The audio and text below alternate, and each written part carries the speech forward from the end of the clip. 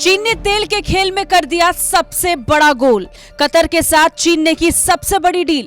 अगले 27 सालों तक चीन को तेल देगा कतर। कतर एनर्जी ने चीन के साथ 27 साल के प्राकृतिक गैस आपूर्ति सौदे की घोषणा कर दी है। इसे दुनिया का सबसे लंबा गैस सप्लाई समझौता बताया जा रहा है।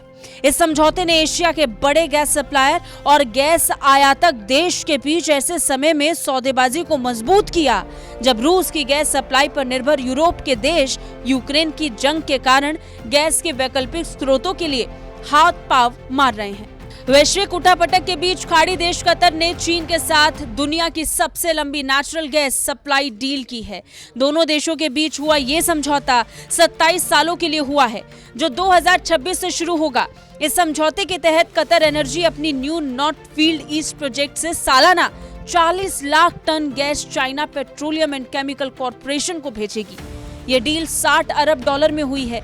कतर के ऊर्जा मंत्री और कतर एनर्जी के चीफ एग्जीक्यूटिव साद शेरिदा अल काबी ने कहा, इस डील को एलएनजी इंडस्ट्री के इतिहास में सबसे लंबी गैस सप्लाई डील मानी जा सकती है।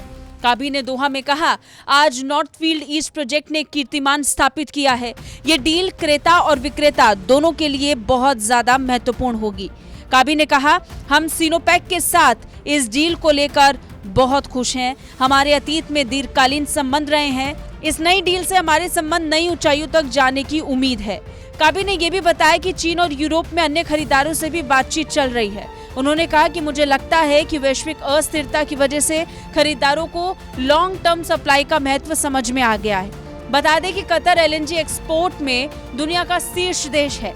चीन की कंपनी के चेयरमैन का कहना है कि उन्होंने कतर से नॉर्थ फील्ड साउथ प्रोजेक्ट में पूर्ण भागीदारी का भी अनुरोध किया। बता दें, नॉर्थ फील्ड दुनिया के सबसे बड़े गैस क्षेत्र का हिस्सा है, जिसे कतर ईरान के साथ साझा करता है।